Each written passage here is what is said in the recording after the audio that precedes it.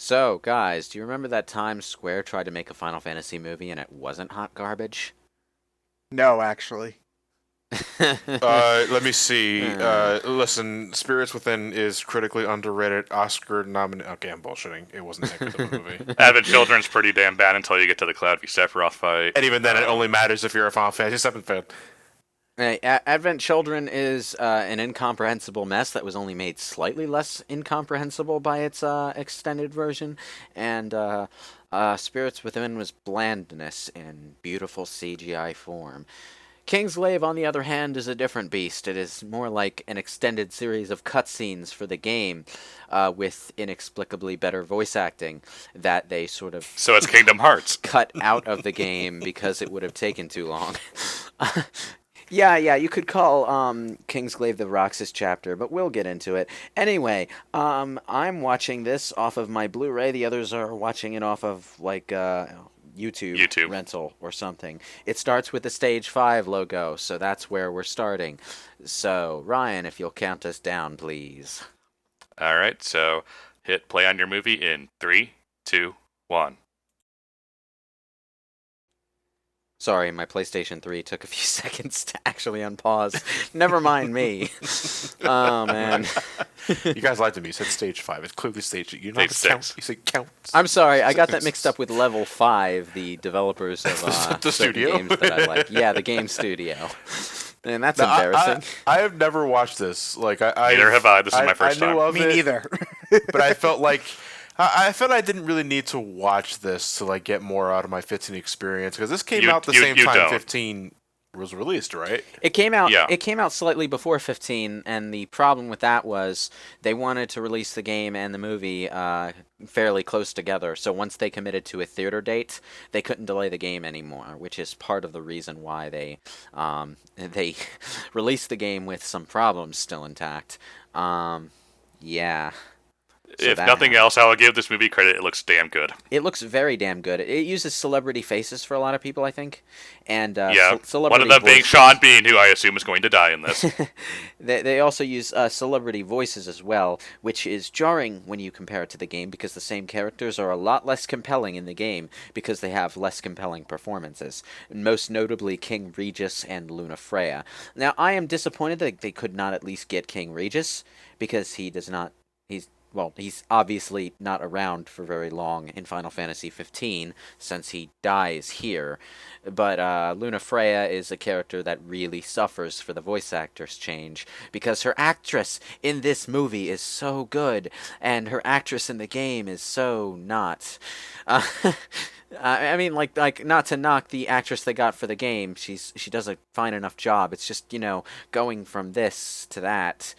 It's because Luna Freya has kind of a bland character personality here, and it's saved. Like, it is saved twofold by the voice actress that portrays her in the movie. She's made very compelling by just having a lot of personality. Was the flamethrower really necessary? Yeah, the Magitech soldiers. I actually like the Magitech soldiers. They're pretty good and pretty creepy. Wait, this flashback sequence won't make a whole lot of sense in the context of just the movie. It's kind of the point where, yeah, the movie and the game are meant to be viewed as companion pieces. Neither is really self-contained. But what's really cool is that General Glocka here is a bona fide Dark Knight. He's using the same powers Cecil had at the beginning of Final Fantasy IV. He's casting from hit points, using his anguish. Yeah, that's what's implied to be happening at least one point. I don't remember being able to do that in Final Fantasy IV. Oh, you sweet American child. I mean, it's kind of weird in that I've played some of 15, not all the way through, because I've just had like so many things to do, Right. gaming-wise, is that it's a very weird yet oddly well put together version of some very classic Final Fantasy stuff in a more modern sense of it. Well, that might Unlike, have been the which intention. yeah, but compared to say 13, which is trying to do something I don't want to say somewhat similar, but had some of those ideas in place and failed at them miserably. Well, Final Fantasy XIII's problem, well, apart from the game design being linear as fucking extremely bland, is that it didn't really know how to string a story together properly, so everything sort of bled together into a mash. And a lot of people give Final Fantasy XIII a little too little credit, because there are some great ideas in there. They're just not conveyed properly. I love how these subtitles have musical notes whenever it's just music playing. Jesus Yeah. Christ. Well, I know there's I guess music if you're deaf, you could just pick up your own tune. I mean, Yeah. I'm listening to the movie Silent, which is painful to do, by the way. But I couldn't find my earbuds to slip underneath my headset, so I need to watch a silent film with subtitles. It's like being back in a really high tech version of the 20s or something. Hey, guys, I don't mean to invoke old school BrainScratch, but what time are we at? 4:22. 3. Thank you. Yeah. 4. So wait, are we watching Final Fantasy or Assassin's Creed? Assassin's Creed with teleports, which sounds like a really cool game, by the way. Oh, so it's buggy. Well, having teleporting moves would actually make the future stuff in Assassin's Creed interesting. Yeah, but I can see your gums and your teeth. Anyway, the characters that we're watching right now are the Kingsglaive. They are that is the actual name of a group. This character that we just saw here, the woman here, sadly underutilized. She has a pretty good voice actress, cool concept. She was shown off in the marketing a fair amount, but then she just gets off-screen killed before she has a chance to do anything. It's like, okay, Magitech armors. don't build up a character like that if you're not going to do anything with her. Fuck, damn. Anyway, the Kingsglaive are pretty interesting. They're tied into the King's magic through the teleporting knives, so they're basically mini Noctises in terms of their power capabilities, except for the spellcasters who do other stuff.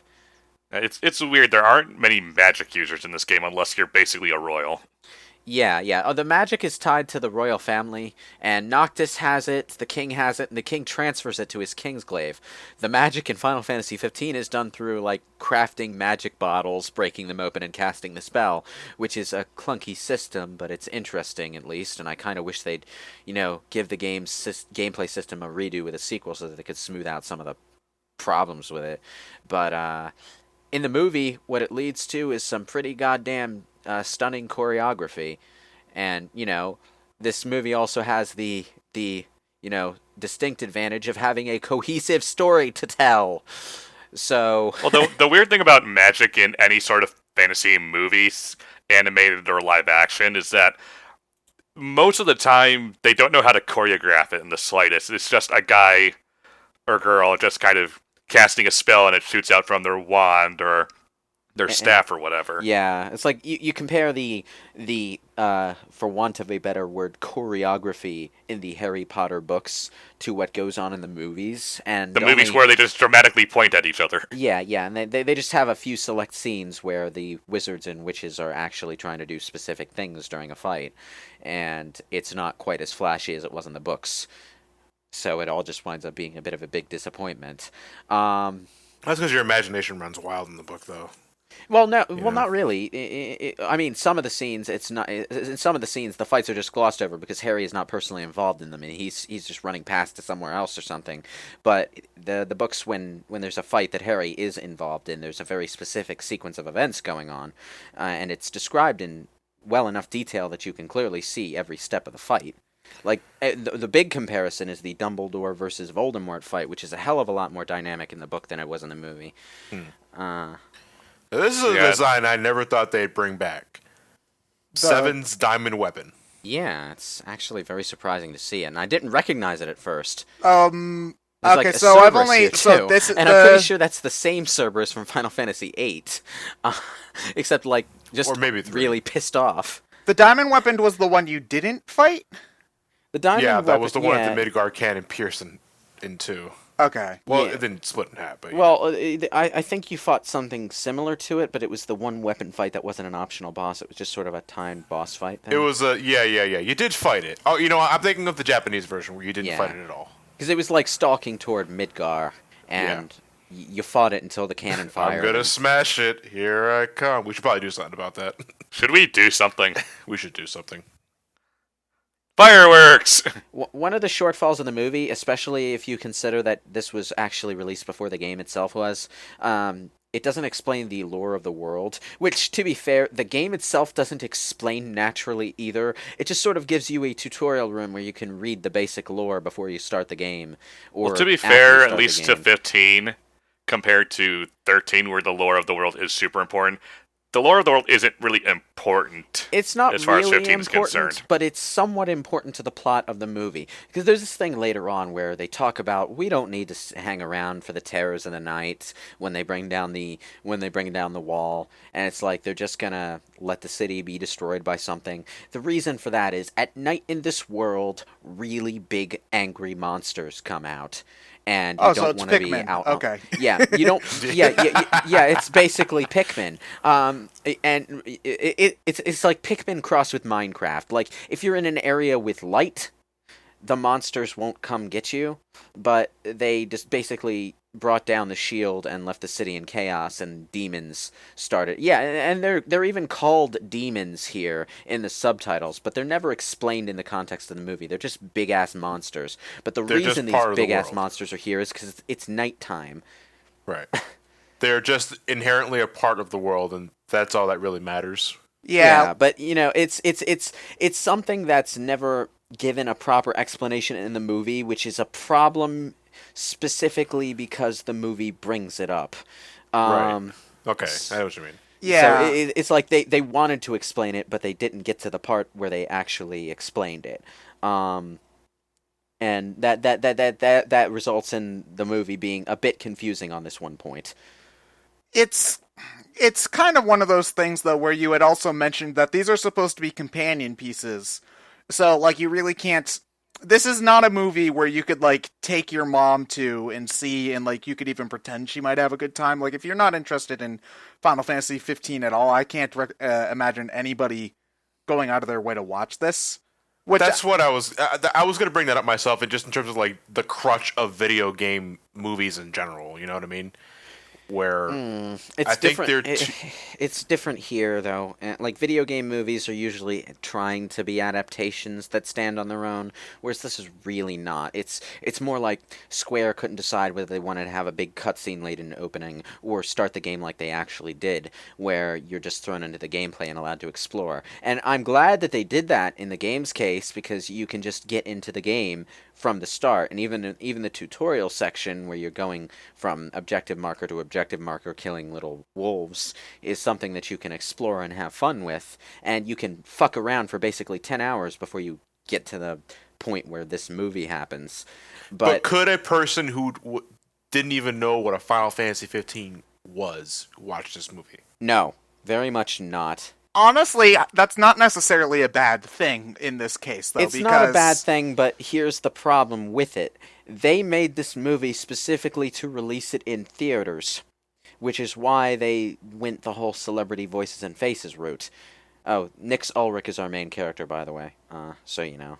Yeah, but didn't Final Fantasy 15, the game, didn't come out until months after, which is kind of like... A few weeks. A few weeks? Okay, well, the thing is that, like, I'm actually totally okay with them making a movie where if you, like, really only fans of the game will get it. I mean, granted, it does severely limit its appeal, but for, like Lewis said, for fans of the material, who are the people who are going to go watch this anyway, it allows the game to not be bogged down by backstory and exposition at the beginning and still have something fancy like this. The problem with that is not that they made it, it's that they made it for theaters, which is a distinctly different industry. Yeah. An industry that relies on movies being big blockbuster hits that appeal to everyone, which is why Hollywood's in the sad, sorry state it's in right now. Which is also why they're expecting like their worst year in like 10 years, because they can tell everyone's getting tired of sequels. Unless you're specifically superheroes. Yeah, and other properties just generally aren't doing very well. Like, I don't think anybody's going to see that King Arthur movie. No, that movie had a $175 million budget. Its opening weekend it made $13 million. It's kind of it's kind of a catch 32, 52, whatever the 22. number is. 22. Yeah, that catch whatever. It's a damned if you do, damned if you don't situation in the case of this movie, because they would not have been able to produce such a fine work without that kind of budget for that specific kind of goal.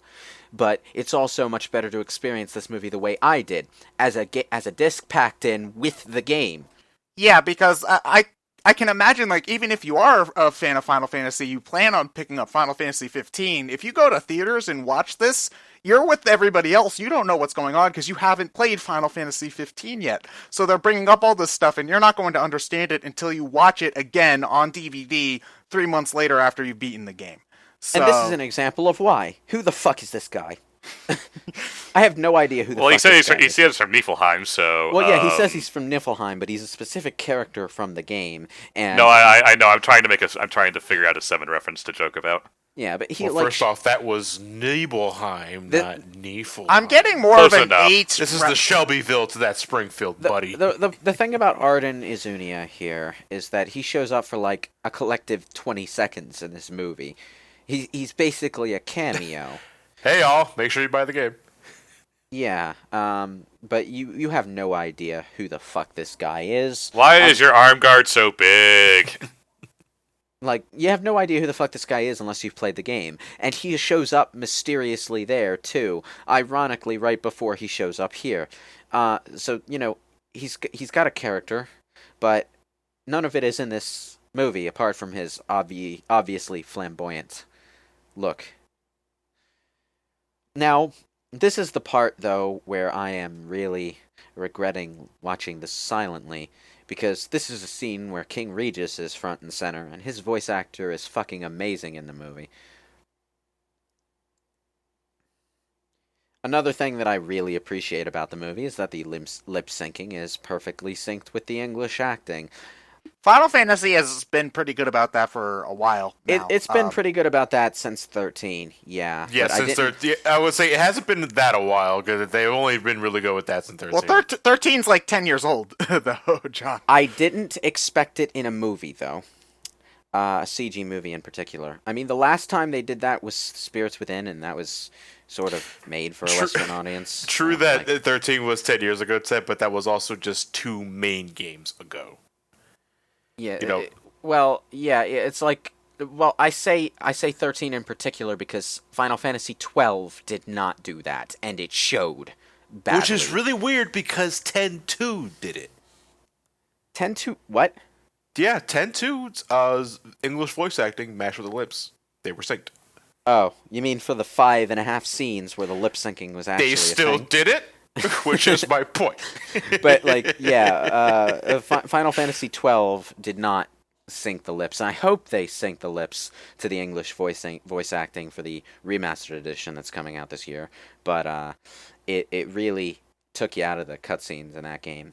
It just goes to show how much effort they put into these sorts of things, because, like, Square, for its localization, doesn't put nearly as much, I'll just say money, into the localizations for other stuff. Like Dragon Quest, they haven't bothered lip syncing that. Yeah. I forget. Can I just Gladiolus? focus on this soldier here because he's actually vaguely important? This one support character who just sort of disappears and then reappears later on. I think he's there for another celebrity face cameo, but he's really well done. I like that guy. He just sort of shows up to give the newbie a talking to, but then winds up helping him out later on. It's charming. I like that stuff. This sequence makes me really wish that you were able to explore this city in game. I mean, it's destroyed. So it's not a bustling city in game, but this whole area, this Chinatown area here, makes me think of Deus Ex in a really good way. And I think anyone who's played Human Revolution will know exactly what I'm talking about. Those were some excellent areas to explore. Well, the nice part about it is that it looks lived in. I think that's one of the weird issues I had with 13 looking at, is that everything always looked really clean in that. Yeah, well, that was part of what made Cocoon kind of creepy. Is it was a really sterile, kind of controlled environment where even the food was being produced by these deity-like things, and nobody. Honestly, really got it's their still one of hands the dirty. reasons why I think Midgar is still one of the most interesting areas you can visit in the entire series. Yeah, I'm looking forward to the remake for exactly that reason, because I want to see what they do with those opening 8 hours. Yeah, I want to see the wall market in the remake. I want to see how they handle pretty much that entire area in remake. That you do realize that remake's not coming out for like another 2 years at the earliest, right? Yeah, I know. It's just 2 years. interesting You're to being think about. generous. Yep. Yeah, that counts on Kingdom Hearts 3 coming out in the next 18 months, which is definitely not happening. Kingdom Hearts 3 isn't coming out until the PlayStation 5. One No, thing right. that the games do, which even with these simple ass skewers the CD movie carries over, is making the fake food look absolutely fucking delicious. Oh, the game is so good at that, and I hate it for it. Yeah, I know. I hate it too. It's like I just recently started my live stream sessions of Final Fantasy 15 over on my main channel, and it's like every time I make food, every fucking The time I food make isn't just well modeled; it's well animated. There are jiggle physics for plates of fries. It's oh great. yeah, shake that yolk, baby. But it's like, I want it, give it to me. Yeah. Have you played Cup Noodle 15 yet? I've come up with a new recipe. Yeah, there's like 3 different ingredients you have to find, and you have to hunt down a different large boss monster for whichever one you pick, and you make like a super recipe of cup noodles with the meat of whatever you pick. Cup Noodle only accepts the best leviathans and behemoths. No, what I want is an animation of Noctis with the cup noodle on his head. But then, oh crap, Ignis Yeah. is behind him, just dumping stuff into the cup noodle on Noctis' head, then pours boiling water in it. But Behemoth is one of the monsters you have to fight for an ingredient. Oh, So fuck, I you was make kidding. cup noodles out of one of the most iconic and terrifying monsters in Final Fantasy history. Do you eat chocobo in Final Fantasy 15? I don't know, actually. I don't remember off the top of my head. I haven't encountered chocobo meat. No, it seems like they use them for the same way. It seems like they're basically bird horses. Okay. Okay, that's so good, because I wouldn't want to eat one. It would make me sad. Yeah, I mean, there's a lot of ingredients and there are a lot of food recipes, and it's strangely addictive to find new ones. But yeah, Yeah, so I guess I should mention, I know we're like, 20 minutes in now, but I know nothing about, I know nothing except for memes when it comes to Final Fantasy 15. I've never played it. It's, I'm sorry. The subtitles just sort of came up with men panting as an audio cue, and it was nothing but darkness for a few seconds. So Yeah. my mind obviously went straight to the tell me gutter. what- Someone needs time to edit in a silent whisper. Or quiet whisper, whatever it is. careful whisper? Careful whisper, that's it. Whatever. Careless whisper. Win Yeah. and You know what I'm win. talking about. Saxophone. The punchline is sex. I like how one of the things that they do in here, and you can't really do this in the game because of the way teleportation actually works, but they like use their teleport knives to break fall damage, which is such a video gamey thing to do. But it makes perfect sense. Yeah. Unfortunately, teleportation in Final Fantasy 15 itself is not half as flexible as it is here in the movie, because, like, you teleport to specific points to recharge your energy, or you teleport 5 feet in front of yourself, horizontally, or you teleport to an enemy, and those are your options. Which is only hilarious if you do it close to your team members because they call you out on it. Yeah, like, if you do anything that involves... Like, even if you switch weapons close to your team members, they'll be like, hey, watch what you're doing there. Yeah. And Noctis will be like, didn't mean to do Sorry, that. didn't do that. Yeah, cup noodles.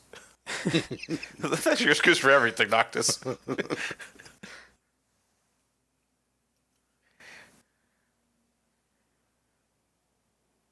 So how many of these characters actually make, like the main characters of the movie, I should say, how many of these make major appearances in the game itself? Glauca Not here many. does, but the Kingsglaive are mostly dead by the time the game happens. Yeah, it's pretty much Rogue One Final Fantasy 15. Okay, that Yeah, makes sense. this is basically a movie explaining how the kingdom went to shit, so you know what's going on when you start up the game with Noctis on his road trip. Yeah, I mean, all of this stuff also happens away from Noctis too, so they probably didn't want to waste too much time in game on it. It's a symptom in a way of Square not knowing how to structure a story around an open world game, because even in Final Fantasy 15 itself, the story is a bit patchy in places. They actually had to patch the story in one particular place, and They go alternative route with their alternative facts.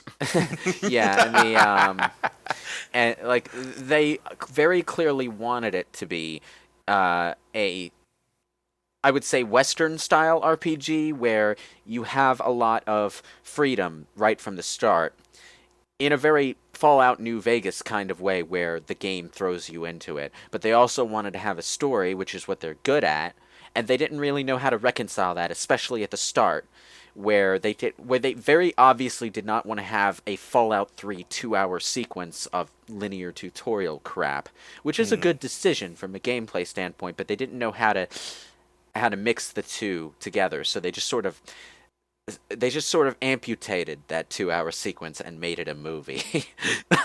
You know? Like, I wouldn't be surprised if at some point in production, Nix Ulrich was supposed to be the Roxas. Like, he was supposed to be a character you played as for 2 hours before getting to Noxus. I would not be surprised in the slightest. They did that for Final Fantasy 12 as well. Did you? You played as that soldier guy at the very beginning. Oh yeah, Rex, but that lasted for about 10 minutes. Okay, so it was just more of a quick prologue where you learned the mechanics and then you switched to Vaughn. Okay. Now, I want to ask you guys: do you think, like in the world of 15, do you think they found a good blend of fantastical and sci-fi elements? I would say so.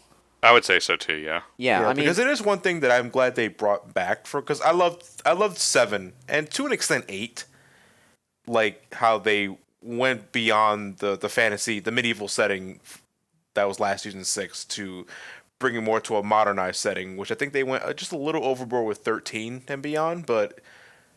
It's kind of funny to see people in regal outfits and then one of their assistants comes in just a full blown modernized tux. It's like, yeah, you don't stick out at all. But I think it's pretty interesting. I also think it's a good blend. I think it works, and it's interesting to see what kind of world would result from one of these fantasy, magical, monster-filled realms actually advancing to, modern levels of technology, as opposed to what seems to happen medieval in Dungeons forever. and Dragons. Yeah, where everything stays medieval, and the most advanced thing that happens is fucking smoke powder. Okay, Marth, you've been living and using swords and bows for your whole life, and then 2,000 years when Crom comes along, you haven't advanced technology even a little bit? Okay, sure. I buy that. Your civilization sucks. It fucking sucks. And then you get landscapes like Tenebrae here, which is like straight out of Tolkien, with a mix of Final Fantasy 14 Sky City involved for flavor. And people are dressed like this in this kind of world, and it's like a mix of Tolkien, Final Fantasy, and at times Bioshock. That's impressive to me. I like that kind of aesthetic mixture, and it's the kind of mixture where it doesn't necessarily make you think of any one in particular. Now, Luna Freya is a character that ended up was based off of a previous character they ended up scrapping altogether? They I can't recall her name off the top Stella, of my head. I think it was Stella. Stella. Yeah, Stella Nox Fleury. Yeah, she was going to be a warrior type character, and the trailers for the original Versus 13 seemed to be setting her up as a rival to Noctis, who had some of the same powers, and presumably she and Noctis were the reason for the Versus title, but they scrapped her. And that's they technically scrapped Versus 13 altogether, but yeah, they scrapped the direction that story was going. But I'm sad to see that character go. She had a nice design. She seemed to have an interesting story going just from the hints of what we saw. So I missed that version. I'd like to see what would have happened with that character and where they were going with it. I'd like to learn more about it. Stella was, a character who looked like she was going places. Luna Freya is kind of just Zelda again. So, do they ever? Is there any info lying out there about why Versus 13 took so long to get made? Why it was in development hell for so long? Well, the Kingdom Hearts team was on it, and then they got pulled away for other stuff. It's basically that old story where the team gets pulled away from their project for so long that what they had before was obsolete. There was also an experimental thing that they were doing where they were trying to find a more interactive way to blend scripted events with actual gameplay. What the That was a Looney Tunes S Marlboro I just saw there. Yeah. Yeah, wow. I found that was an amusing detail, and I like how he's just playing with his fire while he's there. He's just sort of messing with it. But the how do I put this? The development hell this game was put in is kind of an age-old story. It's the same thing that happened with Ultima 9. It's the same thing that happened, I think, with Duke Nukem Forever. The thing is that when they finally picked up the game again for Final Fantasy 15, they did a really good job of building a new product out of the concepts that they had. Yeah, I think it's because they had so much already established that it's like it'd be a waste to just let this go away. But at the same time, what we have for combining it, quote unquote, with 13, and how that reaction went, we're probably better off just doing Which is, I no doubt think that's another part of the reason why they just end up changing the name altogether. Yeah, yeah. I mean, the original concept was supposed to have stuff to do with the goddess Etro, and well, actually, there are two reasons for that particular change. I just remembered. This kingdom was originally supposed to worship Etro, the goddess of death. The problem with that is, in certain countries, Reaper worship is illegal, and they would not have been able to sell the game with that story premise. So taking that element out was necessary for certain markets. So yeah, it was kind of a more complicated Hitler and sunglasses situation, I suppose you could say, where the laws in certain regions actually did get in the way of the concept that they had. So yeah, now the Kingdom of Insomnia has a different thing going on. But the other thing is that tying it into Noctis would have tied it into the Final Fantasy XIII multiverse mythos, and that would have required a whole lot more background knowledge to understand. So, which we know you have to do enough of that in the regular 13 games. In fact, I'm pretty sure this entire movie was at one point just a data log entry at 13. Well, it's a multiverse mythology, so this is still a different world, just like Type 0 is a different world, but they had the same sort of pantheon going on. So Versus 13 was supposed to be set in like an alternate universe. Yeah.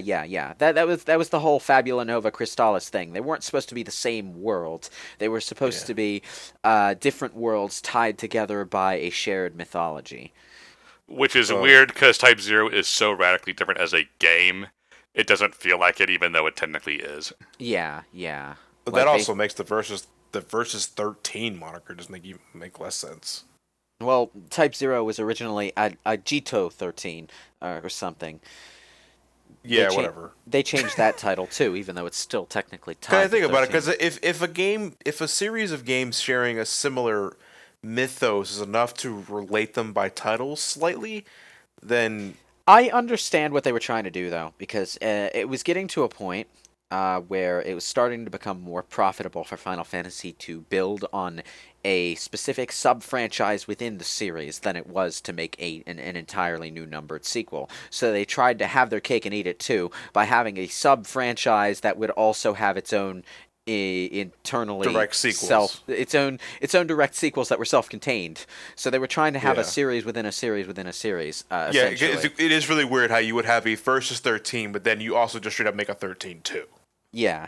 They were trying to expand on the franchise viability of the series, and I think Final Fantasy 15 has a lot of potential to have sequels and spin-offs and all of that. In fact, they've already got a King's Tale, which is a weird-ass free retro beat-em-up thing, which looks actually pretty fun to play.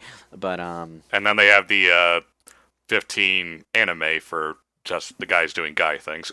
There was the Brotherhood or something like that? Or? Yeah. Is that out yet, or is that... No, that's been out for a while. It's been out, just only in Japanese, and it's like an extra on the movie DVD, except not on the DVD that comes with the limited edition collector's box of Final Fantasy 15 itself. My copy of Kingsglaive comes with Brotherhood.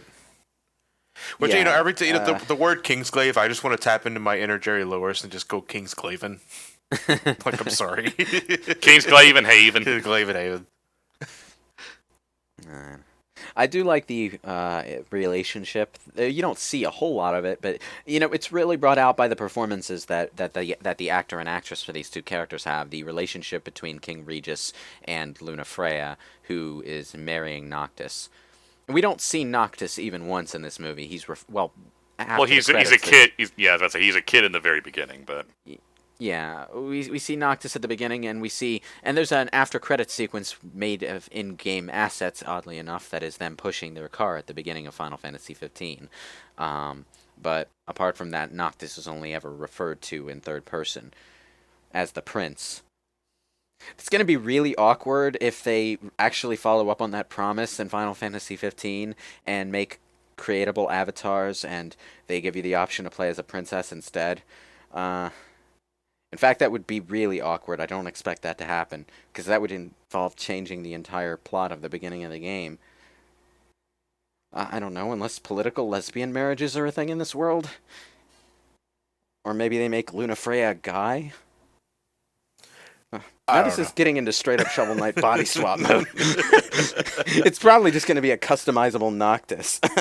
But, oh man. I was seriously thrown for a loop when they said that they were planning to add that in an update. I'm just like, oh, how is that going to work? How far are you going to take it? Or is it going to be a White Knight Chronicles Avatar character again, where you're just sort of a side character who replaces one of the three bro dudes and accompanies Noctis on his adventures? Man. You didn't mention it earlier, but I think it bears repeating the motion capture and the basic detail is really good in this movie. It looks weird to me for some reason. It just barely brushes up against the Uncanny Valley. I guess it's, to me, it doesn't look quite like the fact that this is supposed to be a movie, like a movie in theaters, is kind of messing with me a little bit, because to me it just looks like a really long CG cutscene from a video game. Which, I mean, well, granted, the Final Fantasy CG has always been good, so I'm not saying that as a knock against its quality, but it's what it feels like. To be fair, Final Fantasy has spoiled us on CG cutscenes in games because they do it so much better than so many other companies. Like in the PlayStation 2 era, their CG for Final Fantasy X looked like a feature film, whereas other games made around that time had really obvious and kind of clunky looking CG that looks horrible by today's standards. And it only got more intense with the PlayStation 3 generation, where Final Fantasy XIII's CG anime looked better than fucking Advent Children did, and other games were still... Which is odd, because I always thought Final Fantasy X CG looked better than with Spirits Within. I mean, actually, when I think about it, the CG animation in... Like, Square was the one who stuck with CG cutscenes the longest, because they could do it well. Other companies did not want to really put in the budget for that, so occasionally you get something like fucking Sonic Unleashed, but most of the time, like, maybe a short CG cutscene at the beginning, CG trailers for marketing, but everything else was either in-game engine or pre-rendered in-game engine, because that's just simpler for them to do. Yeah, now that I think about it, CG sort of fell off the face of the earth when it came to video games. Jesus. It's not really... I think the thing is that it was impressive when you were looking at things that could not be done with the game models at the time. We are getting now basically everything can be done with the game models. Yeah. So, like... But now that it's... But, like, even in late PS2, early PS3, 360, it was close enough to where it would be really jarring to cut to a full CG thing. Because back then you understood that, okay, the PS1 and 64 are kind of crap at what they do, but it's what we have. So here's when you want to do cutscenes, here's the good pre-rendered stuff. Yeah. It was seen as a treat that enhanced the drama of key sequences within the game. Yeah, that's how I looked at them. They were a treat for advancing. Yeah. Oh, dramatic. Oh. This character's actually pretty good. I wish they'd done more with him in this film. He does survive, so I'm not sure if he shows up in the game at all. I haven't gotten that far. I'm actually kind of waiting for all of the updates before I play any further into the game. Because, like, if I had played through the game when it first came out, I would have missed out on the story updates for Chapter 13, and then I would have had to play the game again to see what those were about. So I'm just waiting until... I'm doing the same thing I'm doing with Mass Effect Andromeda. I'm waiting for all the patches to come out before I play through the game. No, you're supposed to play it now. You could do it before and after. Nah, but, like, this is the third game I've had to... Well, technically it's the second. Andromeda's the third. This is, like, 3 games that I've had to do that for these days. Street Fighter V, I gotta wait for the story mode patch. I gotta wait for half the roster to fucking come out. Final Fantasy 15. I gotta wait for all these updates. I gotta wait for them to fix the fucking story. And Andromeda. I gotta wait for them to patch everything. Andromeda, I'm waiting for it to come out. Yeah, I feel like a beta tester. I mean, granted, it's better than not having the games get better at all, but still. I mean, I probably undersold it. I probably undersold this aspect of things in that short Andromeda video I did because I was essentially defending the game, even though I had problems with it and I admitted it. But Andromeda has problems, and they are big problems, and they bugged the shit out of me. I agree that it's good that the games are even getting treated at all. Ted. At the same time, is like, so you're flatting out admitting that you previously sold me what was essentially an incomplete product. Even Advent Children did that shit because its extended edition was called Complete. Yeah, well, Advent Children was also added to much later. Well, Like, it doesn't bother me as much as with patches as it does with like a DLC update, because it's like, okay, we're gonna fix it for free. That's better than, okay, you pay us $5 and then we'll fix it. You know? Right. Yeah, but at the same time, you bought the game and it's sitting on your shelf for 6 months, and that's $60 you could have spent on a more complete product in the meantime. Of course. It's like paying a Kickstarter fee for a game that already technically exists. But I give Advent Children a pass on that because that project sort of sprung out of nowhere. First, it was I think a vanity project that they were just fucking with, and then they made a full-featured movie out of it when people liked it, and then that triggered the whole compilation franchise thing, and it sort of became a stupid snowball rolling downhill from there. But we got Crisis Core out of it, so what the fuck? This conversation's unrealistic. They should be like screaming, "What?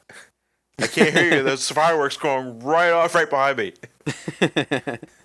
Oh man, it's so true. I've been to fireworks displays, and these are way closer than the fireworks I've watched there. The Emperor has a really good actor too, and I'm hoping that they kept that actor for the movie, although I doubt it.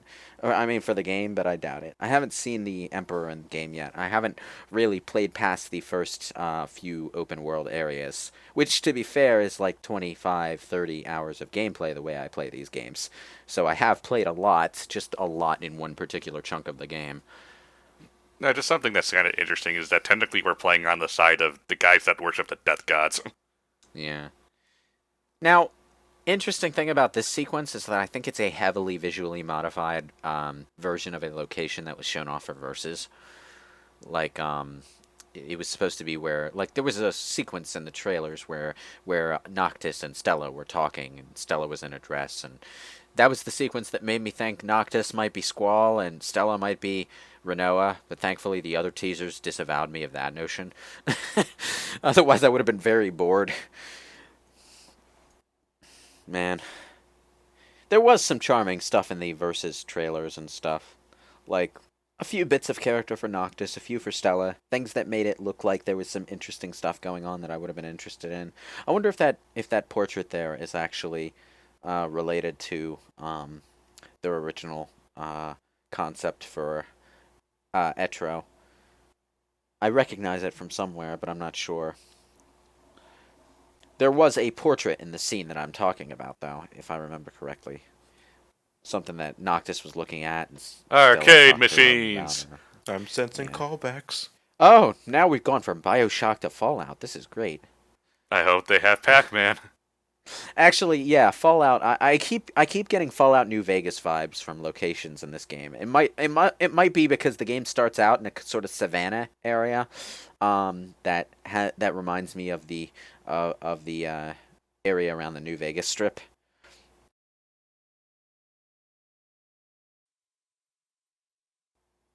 I heard I can find some treaty haters here. Sign. Darius sign behind him. Here's my question. How did this fat asshole find these guys within, like, a day, and the authorities can't? They don't know where to look, man. He knows the city like the back of his hand. Well, now that I think about it, the authorities are probably focused on the treaty, and they might not be expecting an organized effort to undermine things. But the other thing about this group in particular, I'm pretty sure that's another celebrity face, by the way. It's really uncanny valley and creepy. This group is being backed by the Empire, and Trader Boy over here doesn't know that yet. He's going to be really thrown off when that happens. I feel bad for him because he really just wanted to get back at the Empire, but he wound up walking right into their trap. Another thing that's jarring going from the movie to the game, by the way, is that Luna Freya walks off and just sort of walks into the game from that specific location, and she's wearing a much less ornate dress in the game than she is here. It's like here they went crazy with all this fashion stuff that they could render with their fancy CG, and in the game, she's just wearing a really simple white dress that doesn't. That have armor half as guy much looks exactly like he's one of those angel guys straight out of Devil May Cry 4. He kind of does, doesn't he? He looks like Nilo Angelo. Yeah. He looks straight up like Nilo Angelo from Devil May Cry 1, actually. He's even got the same kind of sword going on. Ah, man. I mean, he doesn't have the same kind of mask. He looks like Nilo and yeah, he looks like a cross between Nilo Angelo and the White Knights. Which is amusing to think about. Shit, since they were it's 35 supposed to be o'clock. related. Oh man. Oh yeah, that's right. That's another thing that was never explained in this movie that would explain the watch, by the way. In this world, the nights are steadily getting longer. Ooh, spooky. Which is a problem when you consider that it's the nighttime that brings out the demons, you know? So there's something going on with the world. Maybe they're setting the game's equivalent to Alaska. Yeah. Or past the vernal equinox. Yes. I'm pretty sure NIFs in 1512 is some sort of racial slur. Yeah. The watch was also hooked up to a tracking device, though. So it might have something to do with the longer nights, but it's mostly for the tracking device. Watch. I like Nix in his Kingsglaive uniform. It's a very classy thing. It's classy, but not overly done. Yeah. Ridiculous. One of the things that I actually really like about Final Fantasy 15 versus what we saw in Versus is that the outfits are much more sensible. Like in the original Versus, there were a lot of some of the characters were a bit under-designed in my opinion, but there were also weird outfits like the one Noctis originally had, where he had the Sasuke collar going on, where it's this big collar that sticks up. Do they all have the number of belts everywhere? No, actually, not really. It wasn't. He's learning. I don't believe you. Well, Look enough. here's the thing about the outfit design in 15, though. They got, like, I forget the name. I think it's some French fashion designer to deal with the clothes. And I think that Louis might Vuitton? actually I think that might actually tie into the Final Fantasy 13 promotion. Now that I think about it, maybe that was part of it, because sometimes trade-offs like that happen. That was crazy and awesome, by the way. So I'm guessing the Square Enix executives finally got tired of Nomura's belt fetish. Well, to be honest, I didn't really have a problem with the belt fetish in 13 either. I mean, the clothes were fine in 13. I mean, some people gave them crap, but at that point, I think it was just them being a bit too cynical with Nomura in general. The character designs in that game are fine. Now, their appearances are like I can say only speak for 13.1 because that's the only one I know even a little bit about. Like the character designs themselves, they're fine. Yeah, they're memorable and I don't think they look too silly. It's mostly the characters' personalities that I tend to have issues with. You know, it's just the belt fetish thing mostly arose around Kingdom Hearts 2, where it was just weird seeing that kind of design with that kind of art style. In that kind of game context where it's with Disney characters, and you're getting these Tetsuya Nomura belted costumes for Donald Duck and shit. It's just bizarre. But, you know, for something like this, not so much of a problem. But the fashion design in Final Fantasy 15, and I would assume Kingsglaive, is done by real-world fashion designers. So these are clothes that are designed to look like stuff you might actually wear if you were in this particular station of society, you know? And that's partly why the Kingsglaive came out looking like Assassin's Creed characters at first. man, things have gotten very, very intense, but it's just people walking at this point. You can tell because the music's really amped up, but Better or worse than Anakin walking to the to Palpatine's room Man, during but the that whole budget action that must have sequence. gone into that mocap.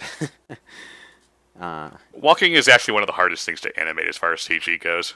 Yeah, well, the thing about that is, like, the obvious way to animate walking is to loop the same animation, but you can't do that in CG because it looks unnatural.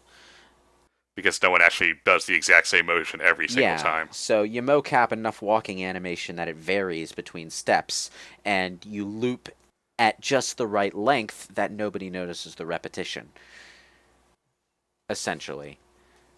And that's why Final Fantasy 15's walking cycles are so goddamn awesome. There's like just enough variance and just enough physics to the clothes that everything looks very natural. And as weight. Yeah. And that's one thing that I will really compliment Final Fantasy 15 on is the quality of the animation. It's really fucking amazing. And I just mean the gameplay animation, not necessarily the way mouths move during NPC conversations or something, because those they get pretty stock and generic at times.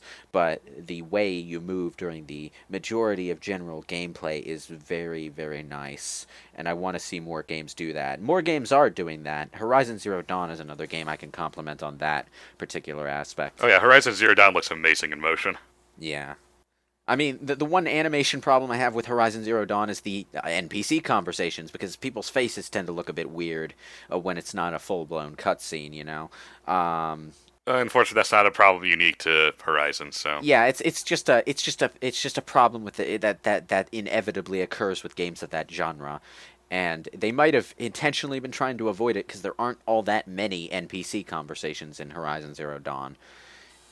In fact, when there is one, it's usually tied into specifically to a side quest, and most of the NPC dialogue is ambient dialogue that you hear while you're going around town. But apart from that, the animation that your character and other characters show off during gameplay is really stunning.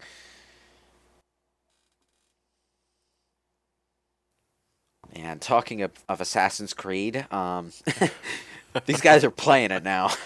Assassin's Creed 3 specifically. I keep waiting for that one specific branch that. and this one they scene is copy already better pasted. than the entire Assassin's Creed movie.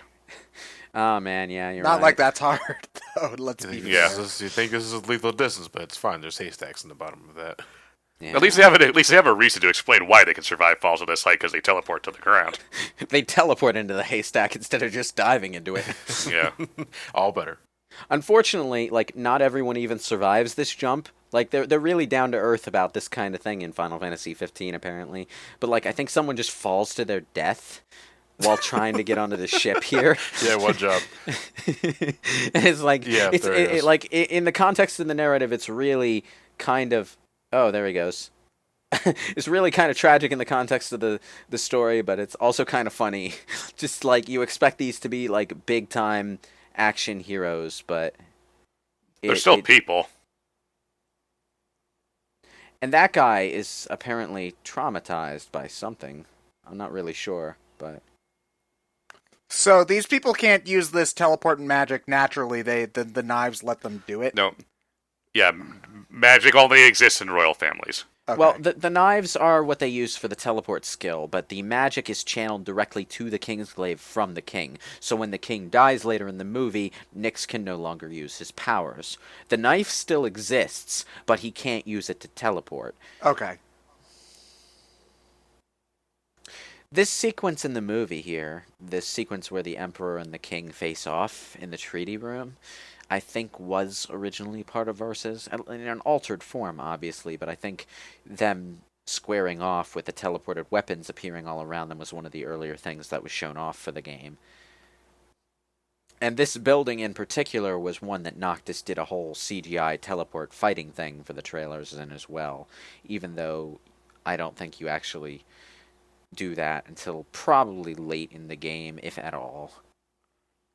They probably had like set pieces and that they wanted to have in the game, and they moved them around from place to place, and even characters who were doing the specific things.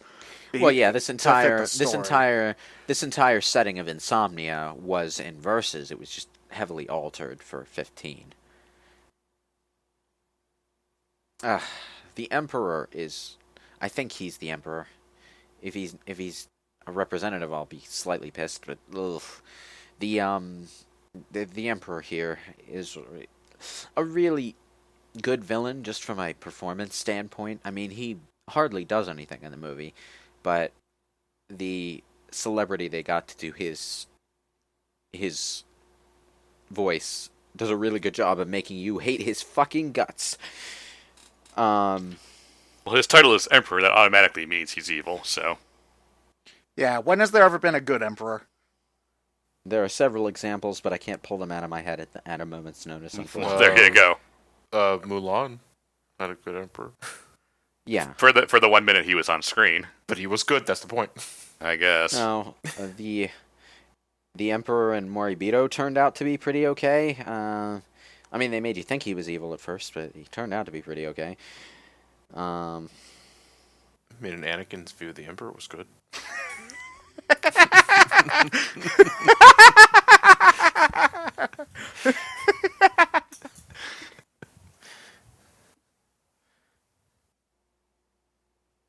This conversation between the Emperor and the King, and they're like, just sort of, because they're dancing around what they both know is happening, and just sort of sending veiled threats at each other through metaphor.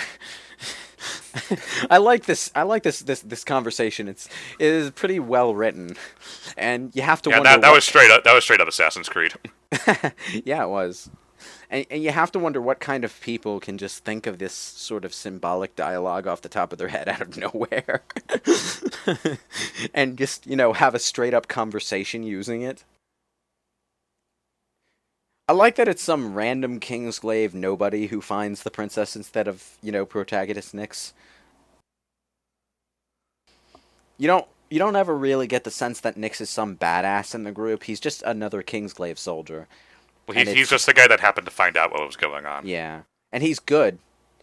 He's good, but he's another soldier at the end of the day, and that makes him like you don't necessarily relate to soldiers, but it makes him relatable on a more fundamental level. And I think Nyx is a pretty good protagonist for this movie. Actually, when I think about it, one of Final Fantasy XV's greatest strengths in general is having some really great character chemistry going on between just about everyone. I mean, the mythology is a bit shaky, and the plot is not very well strung together, but the characters are so good. That on a lot of the time, that's enough to save something for a lot of people. Like, character interactions are a lot of the time a lot more important to a especially I'd say a video game in particular, where you can kind of ignore the plot as much as you want. A lot of the time, like, people will remember the characters more so than like the sequence of event that follows them. Another thing I will give Kingsglaive in particular is that the directing is pretty goddamn bombastic a lot of the time. It's like they know that they're making a CG movie. They don't need to worry about positioning cameras to get their cinematic tricks in. They could just put the virtual camera wherever the fuck, and they take full advantage of that. It is one of the strengths of CG over live action is that you have full and animation complete in general, control but yeah. Yeah, but you have full and complete control of the camera. But when you're doing a drawn animation, you're probably doing it more so for the art style. When you're doing CG, you're doing it because, whoa, that's visually amazing. Except it's not just because it's visually amazing. It's because the dynamic of making the film itself changes when you go into that medium. Yeah, you can break boundaries. Yeah. It'll be interesting to see because cameras are getting smaller and smaller, even as far as high level Hollywood productions go. You can get massive 4.8K footage on stuff you can hold in your hand these days, depending on how much money you want to spend. So there's another thing about making a fully CG movie, though, is that you might have the problem of the uncanny valley, but you also do not have the problem of the CG and live action clashing, because there is no clash. There's nothing to clash with. Everything's the same. It's all CG. It's cohesive. Mm-hmm. The best ones who use CG, like say Lord of the Rings, know how to mask that better by making the environment add to it, such as the cave troll in Mines of Moria, because it's very dark and shadowy and dusty, Yeah. so it hides it better than, You say, can hide the wrinkles. yes, Yeah. versus something like Avatar, where everything's bright and pretty and it sticks out a lot more. Why did you bring up Avatar when you could just bring up The Hobbit instead? I wanted to bring up Avatar because it's a much brighter movie. So Yeah, so's The Hobbit. um, that one of the problems I have with The Hobbit, like even though it's very stunning to watch, it's beautiful in 4K. Even I think it's 4K. Oh, it's a higher resolution than it's at a higher resolution than The Lord of the Rings anyway, and it shows. But at the same time, the CG. I think Gollum is still the only good CG thing in The Hobbit. Wasn't The Hobbit also, I think, 60 frames shot per second. in a shot? No, I heard No, it it wasn't was 60. 40. It It was was 48, I think. No, Oh, yeah, 24 it's is 48, my bad. 24 is film standard, so it was 48. Yeah. Yeah, 48, which I think made the CGI all the more obvious. Apparently, it made the like even the live action stuff look really weird too. I've never watched it in Yeah. 48 myself. Well, that's because people aren't used to watching movies at a higher frame rate. It's just not something True, that but at the usually same happens. time, I'm also like, wow, this looks worse than The Lord of the Rings. It's Like, It's bizarre. I had no Yeah. problem with the frame rate, but I'm used to playing video games, and I don't watch movies that often. And when a video game tries to be, air quotes, cinematic by lowering the frame rate, which is code speak for we couldn't optimize the game properly and we're making up an excuse for it, it's, well, it's... I find that looks strange. And, it looks less strange to me now that I've endured the entire PS3 generation and have gotten used to 30 frames for a lot of games, but no, I don't like it. I prefer the frame rate higher. I think that looks more realistic. I don't want things to look cinematic. I want them to look real. Cinematic, the frame rate thing, it really is just like technical showing off because again, like the standard person, you can't really tell too much of a difference between like 24 and 30, for instance. So if they're going for that, that's just either Frames per second in cinema is frames per second because every one of those frames is a bit of tape, physical tape.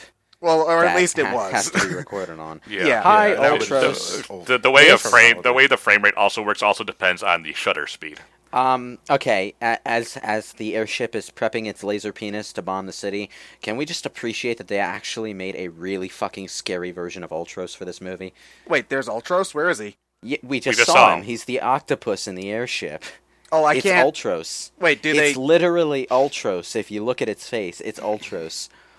I'm hoping Is they he show going to it take again. 5 minutes to push? Is he going to take Oh, 5 they minutes to show push it a weight again. down? It's like the mid-movie boss fight with Ultros. Okay, well, I'll have to give it another look just to because I Yeah, didn't notice it. You're gonna be seeing a fair bit of it for a while. to me, a theater experience, I have to have my frame rate has to be 24. Because you know how TVs nowadays have like the digital motion feature that you could turn on and it increases the refresh rate. And it looks of weird, yeah. films, and it looks really fucking weird. Yeah, it's Ultros. I can't watch movies like that. Well, that's the thing with what I don't want to say Peter Jackson was trying to do, but ultimately it's a matter of you have over 100 years of doing it that way. The way it looks is so ingrained in just people's general Right. idea And I of what think it that is. just might be Changing it my is problem. weird. Yeah. Yeah, but at the same time, if that's the problem, that's more a problem with people than it is a problem with doing it that way. And in a couple generations, when people get used to that higher frame rate, they're going to be looking back at the 30 frames, and it's going to look weird to them the same way that They're black going to and be white looking movies back. look to They're going to us. be looking back at films and seeing the refresh rate and say, "Wow, you voted for Trump as president." I think they may have missed the point, but Ah. Oh man, General Glauca has such a presence in this movie. I love him.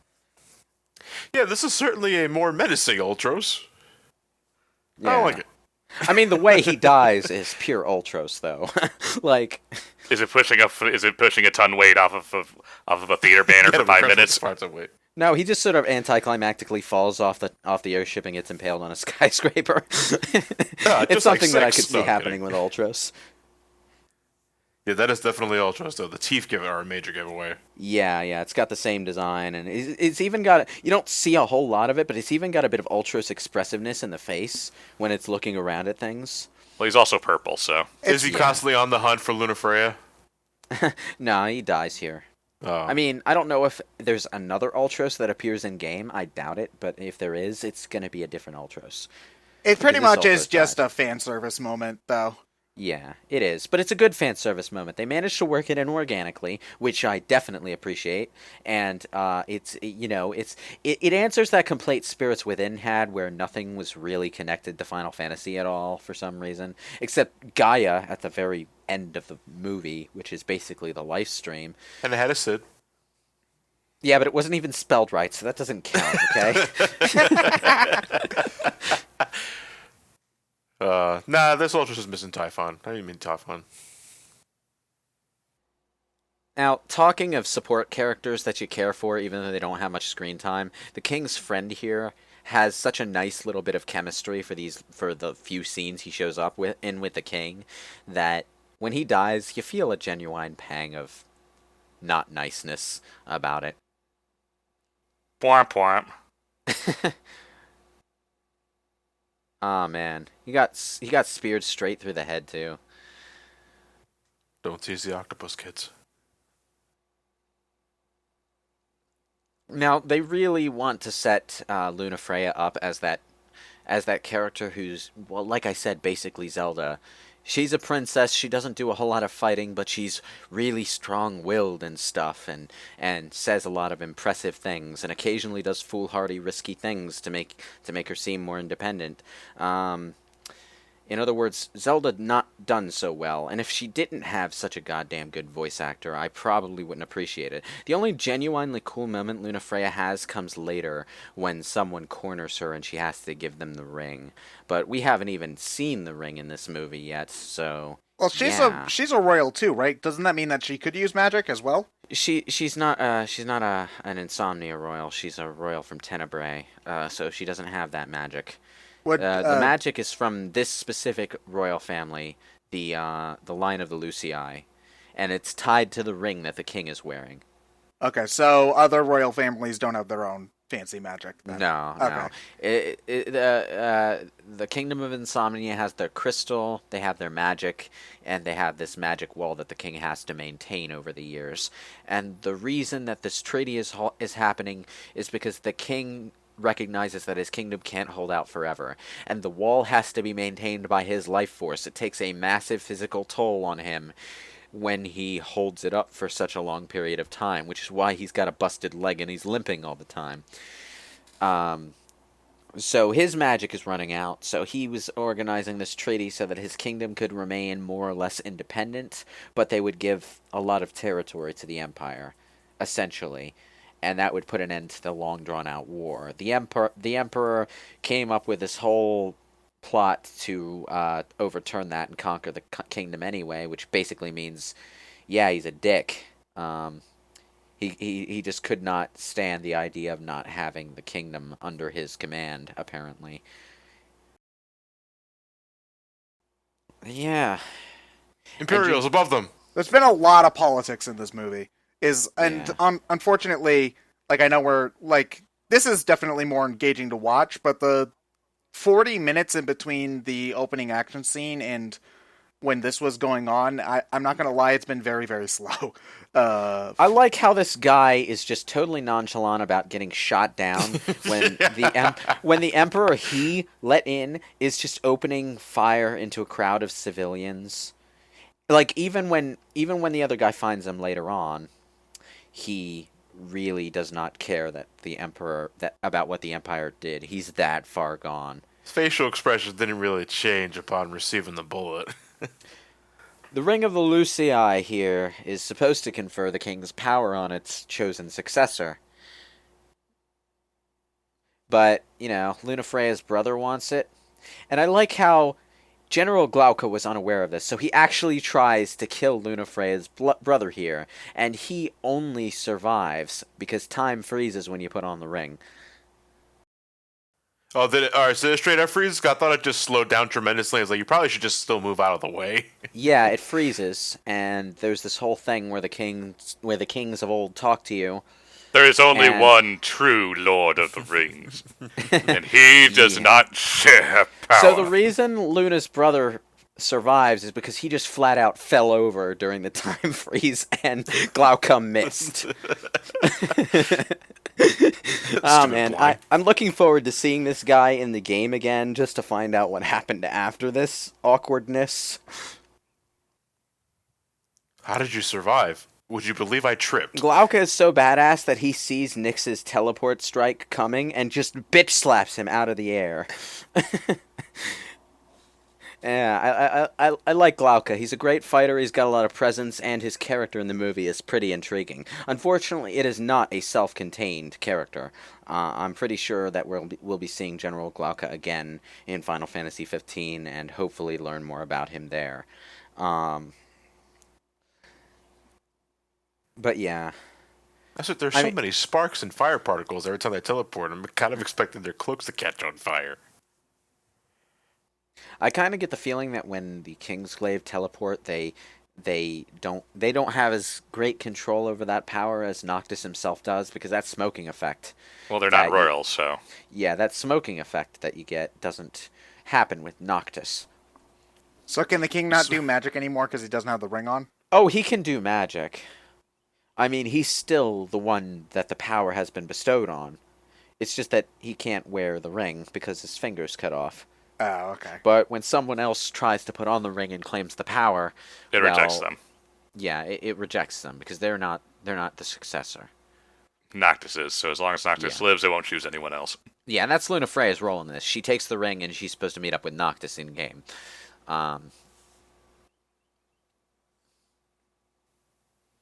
So yeah, it's a very pretty ring. Do I pawn it? No. How many polygons Hold on went to into it. that, I wonder. So, like, if I wear this, how many stat boosts am I going to get? Do I need to, like, upgrade it or something? +2 to magic. I think when the ring accepts Noctis, it gives him a super mode or something, an angry time, a devil trigger, something along those lines. You're gonna die. This is the you're gonna die scene. Yeah, but that was also kind of assumed. This is also a throwback to the beginning where Luna Freya broke away from King Regis and had him and Noctis run away while she was left behind. So yeah.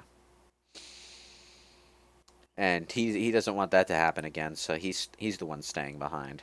And he knows his kingdom is fucked, so it doesn't really matter if he dies here. Well, he also knows his time is short anyway. Yeah. Like, he's been giving up his life force to fuel the goddamn wall, yeah. And, like, his hair is way too gray for the age Noctis is at, you know? Like, he's aging. Yeah, Noctis is only like 17. But, yeah, he's not exactly going to lie down and die, either. And, yes, he can still use magic. Behold, abracadabra. Now that's like a Thundara, I think, probably. I'm not even sure how that translates to in-game magic, because the way in-game magic is handled is a bit weird. You mean you put it in a Pokeball and you throw it? Now, I'm not really sure how blocking lightning with a metal sword is a good idea, but it works for Glauca, apparently. Did And, you have to turn around and stab him like that, dude? Oh, he This is stabbed the him point where through himself. Oh, damn. I think the smoke is implying that Glauca has been using his Dark Knight power to give up, his vitality in exchange for power. But I'm not sure how that works in the Final Fantasy 15 world, specifically, so... Fly, you fools. And Regis dies standing up, which I thought was a really cool moment. Glauca actually has to push him down. Like, people who die standing up, I think in fiction that's usually because they died in the middle of an intense fight, and rigor mortis set in really, really quickly. Immediately. Their muscles are so focused and tight that it doesn't really collapse until someone does it for them. Yeah. So how long will that magic doohickey stay up anyway? Like, could he not try to break it or something? As soon as it fades to black. Oh, okay. Hey, that's not the last we'll see of Glauco for this movie, but we've got a car chase sequence to enjoy. I like the way the music plays during this scene. It's kind of irritating to me that people bash this movie so hard because it's not a bad movie by any stretch of the imagination. It's a good movie. It tells its story well enough, and it's a good companion to what it's a companion to. It's just not. It's not really suited to the exact medium it was made for. It really is more like an extended chapter of the game that happens to not have any gameplay. So, that's the name. would you say borderline one giant video game cutscene? That's what it's felt like to me, honestly. Yeah, borderline, more or less. I mean, it feels like it could have gameplay sequences in between certain bits, like as a DLC prequel episode or something. But honestly, would people rather have another one of those fucking things or a movie? I'd rather have the movie, because I'm tired of DLC episodes. Yeah, that applies to episode Gladiolus 2, Fight Me.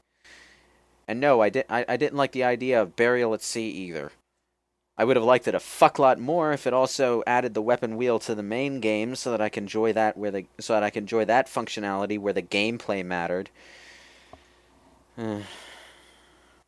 That's Bioshock if you don't know already. I think he's Yeah. bitter.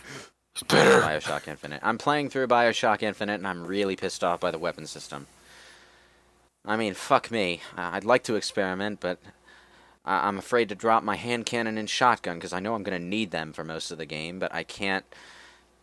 I want a rocket launcher, but I can't fit it, and I know I'm going to want to keep that hand cannon with me, and the shotgun is just better than everything. That's why you get duct tape.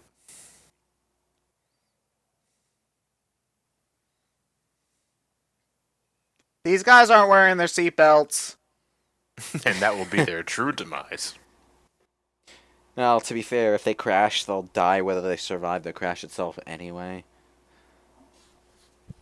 Anyway, there's the NPC I called attention to either. Well, not NPC. Side character. It's not a game. Well, he's not playable, so you're not wrong.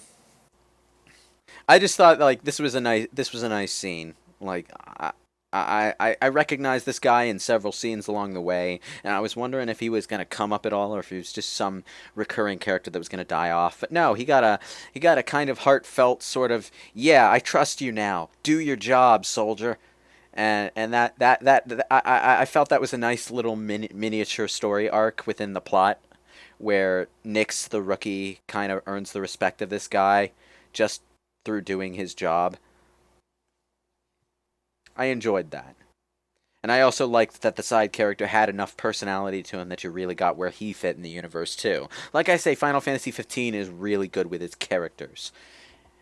And that's something that I appreciate, especially as that has been a weaker element of Final Fantasy for quite some time. Especially in 13, but also in 10. And to some extent, the MMORPGs as well.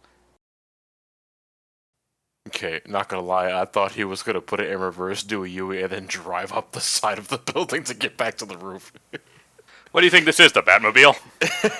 One thing I also really appreciate about Final Fantasy 15, and it really comes out in this movie, is they don't rely on Advent Children physics defiance to make the action scenes engaging. Well, these guys inherently can't do anything a normal human can't do without the King's magic. Yeah, I know, but that could also be said for fucking Advent Children. Like, these characters are just sort of flying around for no apparent reason. There's no gameplay explanation for it. It doesn't happen in the game. There's no materia because the materia was all stolen. Why are they flying around like that? Because anime. Yeah. Okay. The fact that they can fall down countless stories of And no wear and tear on their knees. yeah, and to some extent, Final Fantasy 13 suffers from that in its cutscenes. To some extent, not a whole lot, but like some of the shit that's done in those cutscenes is really there for style over substance. And they invented the whole GravCon thing just so that they could do that sort of stuff in a few specific cutscenes, but then they broke it so that it couldn't be used in gameplay. It's like, Why are you trying to make people angry? And it pisses me off in Advent Children's case, particularly because even when Dante is doing crazy shit in the cutscenes of his games, it at least feels like it has some, like physics has some bearing on it, and he's just super powered. So, yeah. Whereas in Advent Children, the characters just sort of fly around without any real rhyme or reason to it, so the choreography itself is kind of bad. But I appreciate this grounded approach to action animation, in particular because it makes the characters feel more awesome when they're doing amazing things within the constraints of what appears to be an ordinary human being. So when the really crazy stuff happens, like all that teleportation crap, the characters feel genuinely skilled and amazing for managing to reorient themselves and make a proper landing after a teleport, you know? Even That then, sort of thing. it's not totally perfect, as we've seen people Yeah. flub up warping. Yeah, yeah. One or two of the less skilled Kingsglaive members fell to their death on their way to the airship before the plot could even happen.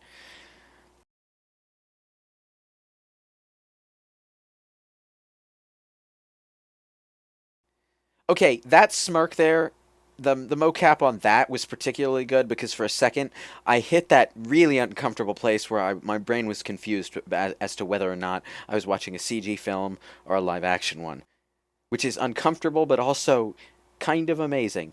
I enjoy that feeling. Yeah, like I'm disturbed, but at the same time, damn. Nice animation, yeah. Mm. It's the kind of face animation that I associate with games like Uncharted 4. Those kind of animations. Those Or really, LA Noir, really if good you're not ones. counting the basic body cap. Oh, I've never played LA Noir, so I can't really associate anything with that. I mean, I've heard it's really good looking and a good game, but I haven't LA gotten around Noir to looks amazing from the waist up. it. From the waist up. Okay. And then you watch the outtakes. Yeah. Oh my god. One thing that I do appreciate about this movie is that it brings in a variety of different threats across the movie, which was a problem that both of the other Final Fantasy movies had. In Spirits Within, it was the Phantoms, always the Phantoms, Yeah, well, just I the never Phantoms, Phantoms all day, every time, and the only thing that they can do is ghost through you and steal your soul. And in Advent Children, it's the fight choreography that I was complaining about all day, all the time, and that was basically the entire film. There was a bike chase sequence, which was kind of cool. I liked the bike chase sequence, but that was like the only real variance in the action for the film. Well, that and the dragon, but the dragon was just an Yeah, excuse if there to have weren't the everyone do a like cameo. the I think the movie's equivalent to saber tusks, which were Yeah. summoned by the Sephiroth clones, and Yeah, then the battle with that Bahamut yeah. Sin. Yeah, Bahamut Sin, the Fangs, the Saber Tusks, whatever. Yeah. So Gimp monsters and a boss monster because contract obligation, Mhm. and everything else is just fighting between Tifa and the other guy, fighting with swords in the air, fighting with Motorcycles, Sephiroth in the air. motorcycles, motorcycles. Yeah, because everyone remembers motorcycles from Final Fantasy VII, right? But they're not trying to milk the Sephiroth appeal for this. They're not trying to milk the motorcycle appeal for this. Every fight sequence, every threat that pops up is an original concept. Even the ones that are references to something like Ultros. Like, okay, Ultros is a reference to Final Fantasy VI, but the only thing we really remember Ultros from is the turn-based battle sequence where he's a still frame sprite. So, what are we going to do with Ultros in a dynamic CG environment? Well, the answer is put him on a fucking airship and have a cool action sequence with him that's totally original. You know? So even that stuff really works. So we've got like cool sword fights going on, teleport fights, we've got monsters, we've got the bug robot things. Got and magic tech. yeah, it's like, and then we've got the monster fights at the very beginning. Every single action scene in this movie is unique, and I love it for that. Don't move until I say it's safe, alright? Okay, sure. It's quiet. Too quiet. Walk into the middle of an open... Area. Ooh, what you say? Oh, that you You know, only meant well. dude, you could have aimed a little higher and gone for a headshot. You had time to line up your sights. And jeez. Or you could shoot him again. Yeah, but this guy doesn't really like Nyx, so he's enjoying toying with him. And as I remember, this guy and Nyx had a bit of an antagonistic relationship in their few scenes together before this. I mean, this character in particular is really underdeveloped because he's not really important. He's just a side character on the villain's side, really. He's about to get killed off in the most idiotic way possible. He would just be part of quirky mini boss squad. Yeah, well, not even that. He's the guy who gets killed off in an embarrassing way in a cutscene. It's not even Nyx who beats him. It's Luna Freya. This is the one cool moment that Luna Freya gets in the movie. The one moment where I genuinely thought she was really, really clever, and sort of started to believe that, okay, yeah, this is a character who's really competent on her own right, but doesn't necessarily do fighting, which is really hard to pull off effectively in movies or video games because of how trope ridden the goddamn approach is, and how it always has to brush against overdone stuff and then prove its worth against the backdrop of that overdone stuff. Which is why people will give Zelda crap in most of the games she shows up in. But Zelda is often done right. So, I mean, underutilized, but done right. Whereas other characters mimicking that, not so much most of the time. But here, Luna Freya is like, hey, the ring will give you a lot of power, that's why they're after it. Sorry, evil dude, your Boromir is showing.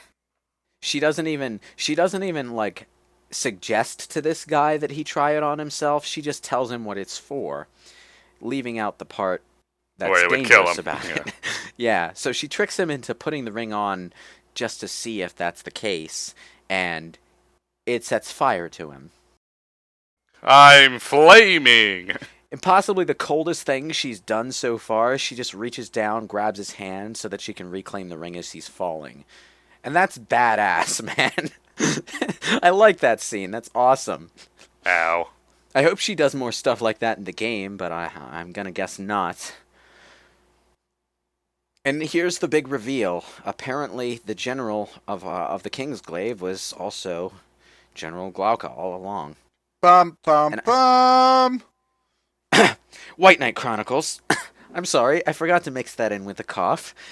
No, it's clearly a Dark Knight. Dark Knight Chronicles. Yeah, but this guy gives me serious vibes of the Black Knight from White Knight Chronicles.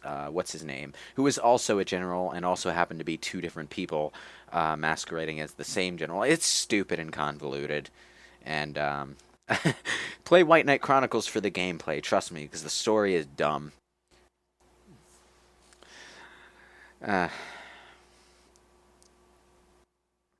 Anyway, this is the part where Nyx pulls his Rogue One and sacrifices himself, but it's going to be a long, drawn-out, and very badass sacrifice because he's not going down without a cool action sequence to call his own. So he takes the ring and puts it on. Now, I really like how this plays out because it's like he talks to the kings and sasses the fuck out of them and only manages to, get their attention because King Regis vouches for him. Because, yeah, Regis is now one of the spirits who resides within the ring, along with the other kings.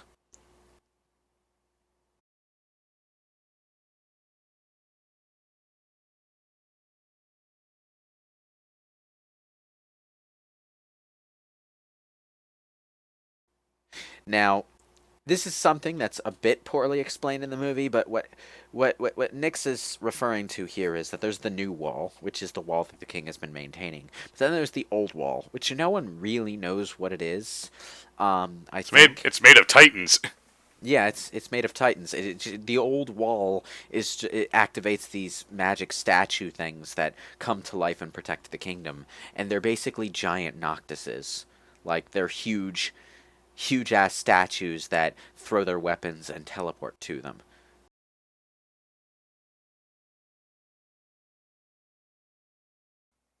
I'm dying anyway, so. So apparently, if anyone that is not a a royal wants to claim the power of this ring, someone has to die for it. And Nyx is like, no, fuck you. That's stupid. You're stupid. And dumb. And fuck you. Only he says it a lot more eloquently than I just did. And the king is like, what, you won't make the sacrifice? and and Nyx is just laughing his ass off the whole time because these kings that he's been that he's been wondering about are just so pitiful to him. You dare bring sass into my lair? You must die. And the kings just totally misunderstand Nyx up to this point. But when they realize that he's willing to actually give up his own life instead of one of theirs, which they did not expect, they're like, okay, let's do that. But you're going to do that. So yeah, when they give him their power, and when he's able to when he's not able to fight off the empire, but he's able to hold them off until the dawn, which is when the time limit runs out and he'll die. How many kings are part of that process there? All of I them don't know. apparently, but they don't All tell of you them, how many. Apparently, yeah. They don't say how many, but there are a few that step up and do the actual talking, I suppose. I know the posture of the main guy kind of reminded me of the Knights of the Round. Yeah, that's the thought. That's the idea I got. But one of them was female, I think. One of them looked female anyway. There's probably Queen of Insomnia at some point. But yeah, now Nyx temporarily has the power of the king, including lightning hands and the teleportation And of the shield weapons and all again. that. Yeah, all of the stuff that we saw King Regis doing, but he's fit as a fiddle. So we get to see him pulling some legitimate Advent Children bullshit. But they bother to explain it. Yeah. Well, I mean, instead of flying through the air because physics be damned, he has a weapon he can throw to teleport. He literally cuts the physics in half. I don't have to follow the rules of physics if I don't believe in it. I mean, gravity is just a theory anyway. But the cost of this is that he will die when the sun rises. It was also important to establish earlier that the power remains within the person it's granted to, even when the ring is not on their person, because Nyx has to hold off General Glauca while Luna Freya is escaping with the ring. Ultimately, the ring itself isn't really important, quote unquote. No, it looks like it's just a conduit for what's essentially a contract signing. Yeah. Yeah, more or less. Oh, now we're wearing our seatbelts. Okay. Safety So is super important, powerful kids. at night, and the sun rises, he disappears. You know he's essentially a vampire now, right? Yeah, more or less. I mean, he burns up when the sun rises, so it's pretty much a vampire. So if he kept on moving west, could he stay alive forever? Yeah. I'll tell you what really makes Noctis work is that his acting is so good because these one-liners. Wait, and they have taunts Audis. They have extremely Audis cheesy. in the freaking Final Fantasy universe. Yeah, What? that was part of the car sponsorship deal at the whole Final Fantasy 15 stream thing before the game came out. Okay. They have was it Audi's, Cup Noodles, Coleman's camping equipment. Yeah. Oh man. Well, the interesting thing about the fight scene here is that ultimately when Nyx, his name is Nyx, right? Yeah, Nyx Ulrich. Yeah, Nyx Ulrich. Sorry, they just keep switching between Nyx and Ulrich, so I got a little bit confused. But ultimately, this is all stuff Noctis can inherently do naturally. Yeah. At least in theory, anyway. Because he's of royal blood. Yeah. In theory, but Noctis's magic casting, like his lightning bolts and fire spells and whatever, don't just appear from his hands like they do with the king and Nyx here. Yeah, we're He gonna doesn't protect the city by taking things that act as its structural support and moving them. It's morphin' time. Well, they're not going to protect the city. They're actually just going to fight off the Empire so that Luna Freya can escape. The city's already wrecked to hell, so who cares if a few more buildings fight it. Yeah. Well, what collateral. happened to all the people that lived in there, though? Do they explain Sucks to that? be them. The harbor Well, is empty. Ted. the attack happened around while the sun was still up, and now it's the middle of the goddamn night. So everyone is either dead or evacuated to some kind of safe house by now. It's been hours. It's a good thing Remember, this the apocalypse nights are happened on getting a Sunday. longer. Remember that the nights are getting longer, so this is a significant amount of time that's passing. But yeah, I mean, even when physics-defying bullshit is happening here, it seems to be weightier and more sensible. Well, except for General Glauca, who can apparently leap tall buildings in a single bound, because I guess that's a Dark Knight thing now. maybe You his know, armor is augmenting his Kane and abilities. Cecil were bros. Like, Kane said, yo, Cecil, I'm gonna teach you how to jump real high. Are you? Yeah, it's a Dragoon jump. Oh, this guy. Hi. Oh yeah, he's back again. And now he's gone. Okay. Yeah. He just sort of appears and disappears in the movie. He's not remotely self-contained within the context of Kingsglaive at all. I just wanted to think know, when just did we one enter shot. Pacific Rim? Well, more like I'm wondering, what is that? Is it what I think it is? Those are the statues. No, yeah, but the statues are clearly modeled off of something. I wasn't sure if it was just like, The Kings. oh, okay. Yeah, statues. Because honestly, it reminded me of things. two things simultaneously. It reminds me of Odin, and it reminds me of the design of the judges from 12.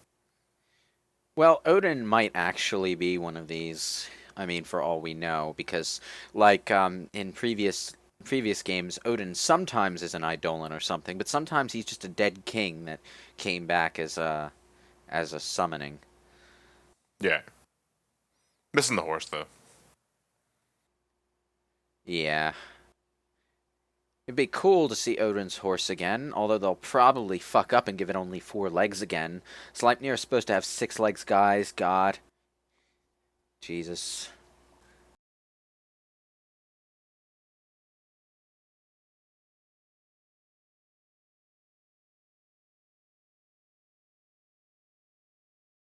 Okay.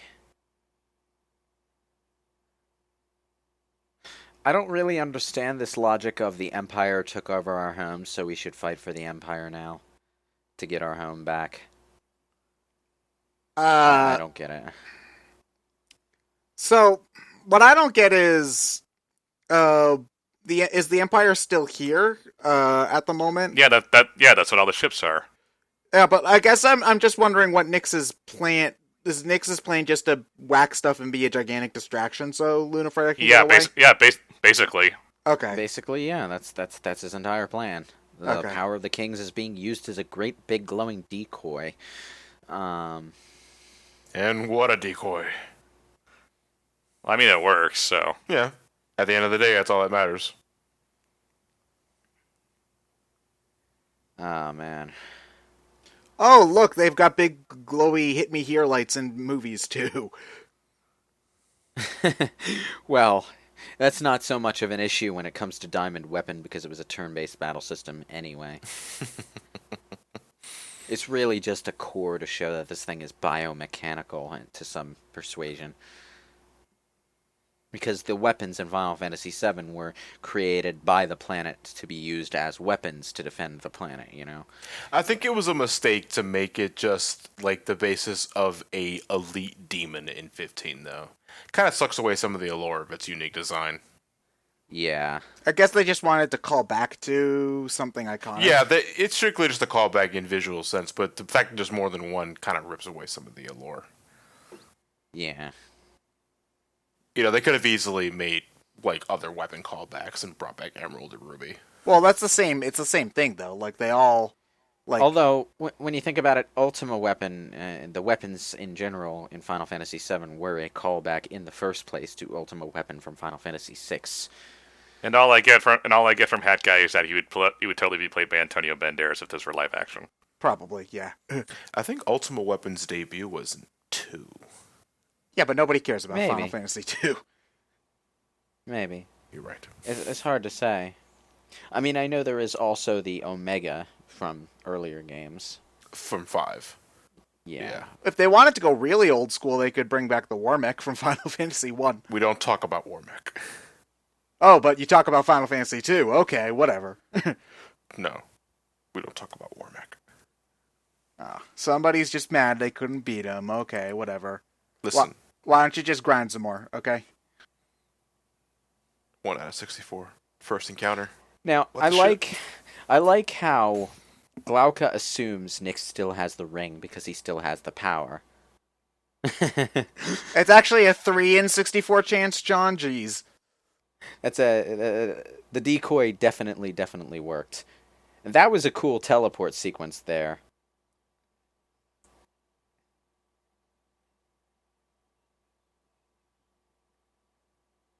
Oh man, it is sad to see Nyx just sort of burning away as the sun comes up, but still fighting.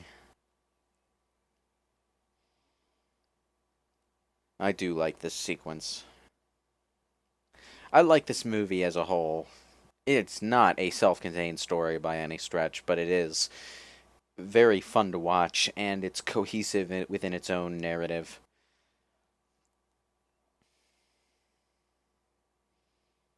I really think what did this in as far as critical reception is concerned is just not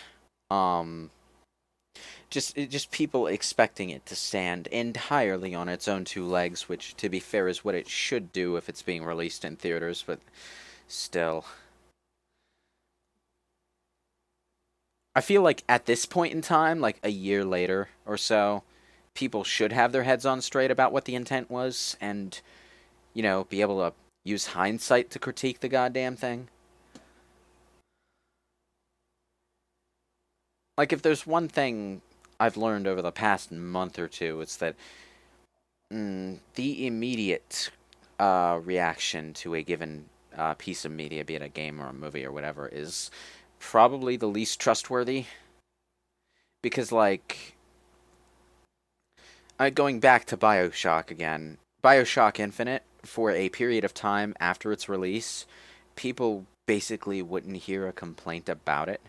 It wasn't until months later that people started talking a bit more freely about the flaws within the game design and how that affected the overall experience. You're not allowed to talk about something. It's just one of those things where it takes, especially with big things like RPGs, especially. Like, I don't expect a lot of serious discussion about like Zelda for like another year or something, because you have to be able to play it and digest it and truly experience it before you can have. And you have to do all that, and you also have to let time kind of work its magic as well. Because of that hindsight, it's more like I noticed this pattern with pop culture, okay, and it happens both positive and negative. Like, there'll always be a knee-jerk response that becomes popular. Whether it's a positive or negative knee-jerk response, it doesn't matter. Someone will analyze that thing and come up with a really well thought out response to that popular opinion, and it'll take about half a year for people to start talking about that response. Like, it's either okay, like I mentioned Bioshock, and people did bring up the flaws with the game early on, but it was viewed as sort of a contrarian opinion for a while. Likewise, with a negative opinion, like people complaining about Breath of the Wild having breakable weapons and not liking that, and the response to that as well. Like, the people who have already decided that they just do not, full stop, they do not like this idea, aren't even, like, I'm not expecting them to change their mind, but they're not even considering the alternative argument either. They're calling it hogwash, even though it is a pretty well thought argument that takes into account the way something affects the overall experience. No, that's just plain. That's just narrow-mindedness, stubbornness. Yeah, it's like, you cannot like it and still admit that there's a point there, is one of the things that I want to say. Like, I'm trying to think of another, I'm kind of expecting it to happen with Mass Effect Andromeda too. Like, What, not- 6 months not to from the- now, everybody's going to say, oh, I loved that game. It was... No, not to the point where people love the game. More to the point where people aren't ragging on it as hard because they also see the positives at the same time. And, like, maybe the people who don't like the game are like, okay, I can see the appeal in this specific area, but it's not for me. You're basically that's just something that describing I'm the Zelda fine cycle, with. though, as well. It is the Zelda cycle, but it's not unique to Zelda at all. It's something that happens with almost everything. So this guy's burning to death, and it's so hot it's melting that guy's armor? Yeah. He was burning. He like the sun is rising now, so Nyx Ulrich's life force is really happening. I like how in sync with each other, like Nyx turns the tables on General Guacamole, and Glaucoma. and the statue wins out against Diamond Weapon at the same time. Symbolism. And the fight's over, and they know it's over, and they're just gonna sit here and talk until, well, Nyx burns up in the atmosphere and becomes. I was gonna say, I'm waiting for his left hand to fall apart like fucking cigarette ash. Well, it looks like Yeah. I can't use that leg anymore. Now, I think General Galka appears in the game. I mean, apart from his cameo at the very start. But I'm not sure. I haven't gone far enough to actually encounter him. But yeah. That's over. Our Dark Knight friend is exhausted as hell, at the very least, and as for Nyx, well, he's dead. Why did we stop? Apparently, he doesn't make a major appearance in the game. At least from what I'm looking up. That's unfortunate. It would have been cool to fight a Dark Knight.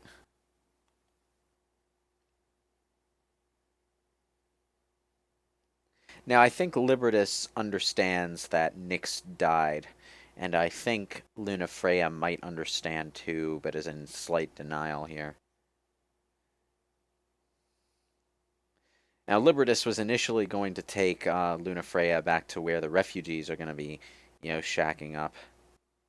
Because technically, and this is interesting, Libertas is technically a hero of the revolution, so anyone who was pro-refugee and pro-empire is probably going to think he's on their side. But he's really not. He just sort of got mixed up in it in a bad way. I wonder if that comes up in the main game story either. Huh. If it doesn't, it'll be slightly annoying because it's a loose end they could have done a lot with. But at the same time, it's the kind of narrative thing that would be more fitted to a linear game, so I don't know.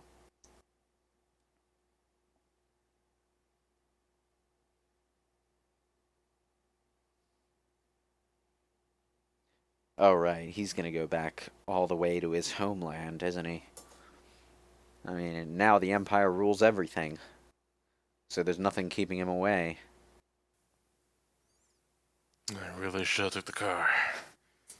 Gotta walk all the way there. Oh, maybe it was out of gas.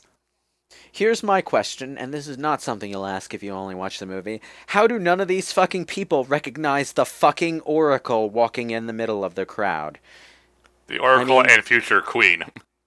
Yeah, I mean, she basically travels around the world using her powers to help people. She's world famous. Really? You don't know who that is? Come on. Jeez. Well, that's the Bitch. end of the movie. Apparently, we spent so much on the CGI that we can't afford an interesting credit roll. So, it's just going to be, For a second there, I Amazing. thought Aaron Paul was how they said the end in Final Fantasy 15. Sean Bean is in there. Whenever Sean Bean's name appears in a movie, they should just put a death count times whatever. Who actually did he play? Aaron Paul was Nick, so Regis. Sean Bean was King Regis. Yeah. So Oh! he does die in this movie. He dies. Oh my god, he did. It's like, I'm pretty sure it's a fucking prerequisite at this point before he even accepts the role. Do you think It's like, do you think die? he's bitter about it though? Like, No. I think he enjoys it. That's Luce why I was said Luce was Todd Habercorn of all Oh people. man, huh? I thought I recognized his voice from somewhere. I probably heard it in Game of Thrones. Oh man. It's Well, like, do I Andor die very in this much. role? Yes, I do. All right, let's do it. He might even be doing the same voice. So Man. that was a movie. I'm not gonna lie, it didn't do like. I mean, I'm gonna say this like as the guy who hasn't played Final Fantasy 15. It did nothing for me. And Well, it's more interesting in the context of you're sitting down to watch this with the intent of playing through the game afterward. that is true. But even just with that in mind, I felt that the beginning half was very, very, very slow, and I was waiting. I was waiting for something interesting to happen. It does have a somewhat slow beginning, but at the same time, that's fitting for the game it's attached to, because the game also has a slow beginning, a slow and very free beginning, but it's very much got that relaxed pace at the start. The first thing you do in the game is push a car down a road for about 2 minutes, while your party banters with each other, and then the camera pans up to the title roll.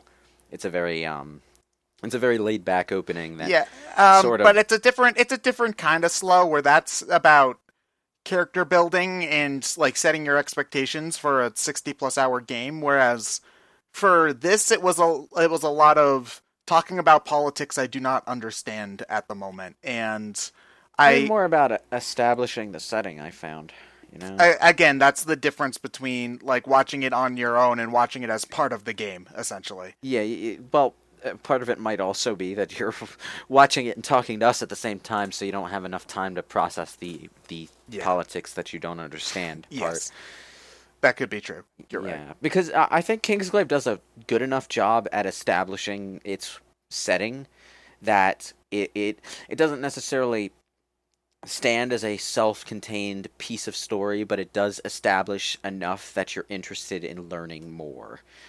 It's like the first movie in a series, except the series is the game. You know?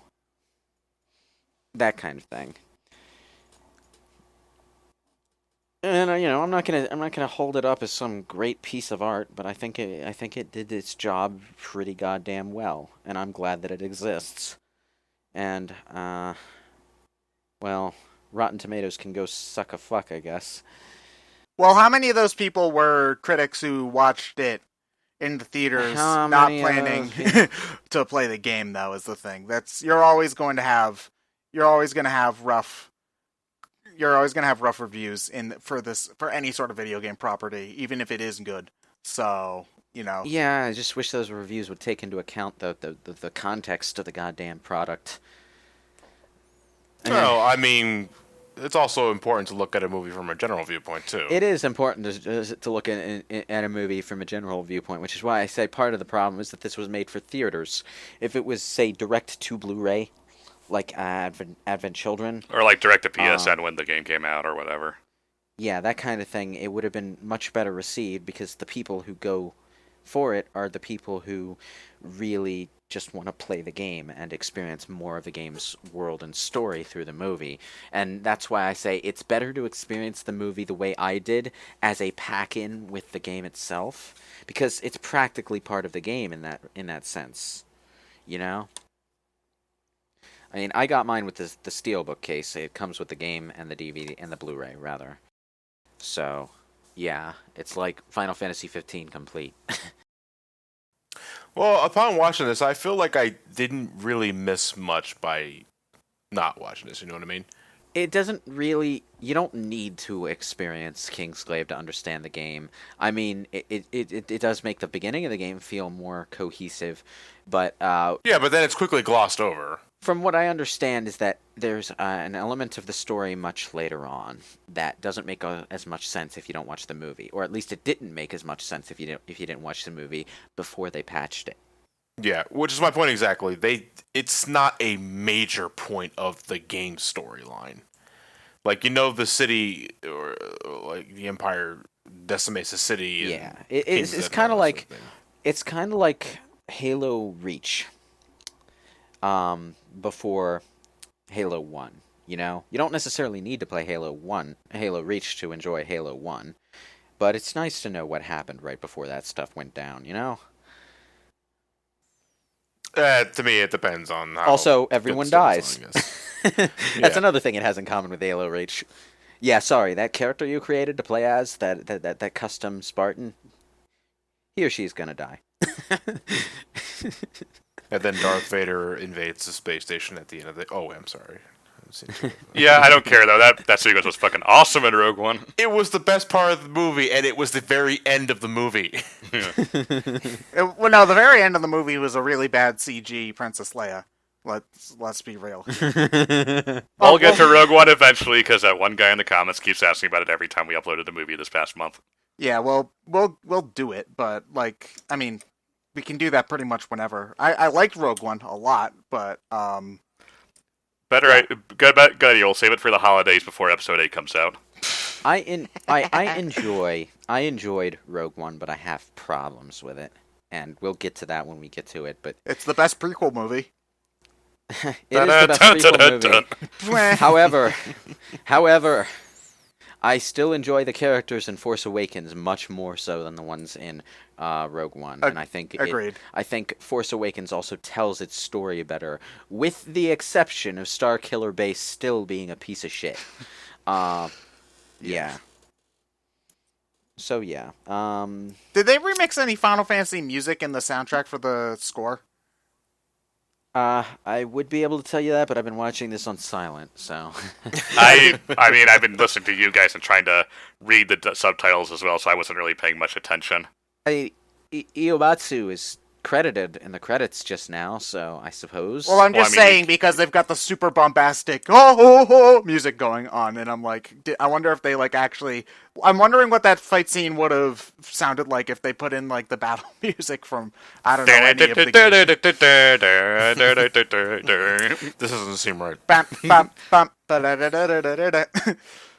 I don't necessarily want them to do that, and they did some of that in Advent Children, and it didn't quite work, because those compositions are made specifically for a video game where anything can be happening at any time, even you just sitting there listening to the music. The Advent Children remix of Genova's awesome. I'm not going to hear anything from you, Lewis. The music is awesome, but it's like the composition is not made for any specific scene. It's made to work in any scene, and because of that, it doesn't really add to the scene the way something like the Lord of the Rings soundtrack did, you know, where the music and the visuals are supposed to work together as a Sasuke. cohesive thing. Noctis is so much better than Sasuke, it's not even funny. I know, I'm just saying. They look so bizarre compared to all of the models that we've seen up until this point. Well, this is game footage. Yeah. This is in-game this is literally a scene shot in the game engine around the place where, and you know what's funny, because if you actually look at what's going on in the area, the car breaks down like half an hour away from the kingdom. So Jesus Christ. they didn't get very far. Hey, I wonder what we missed. Ooh.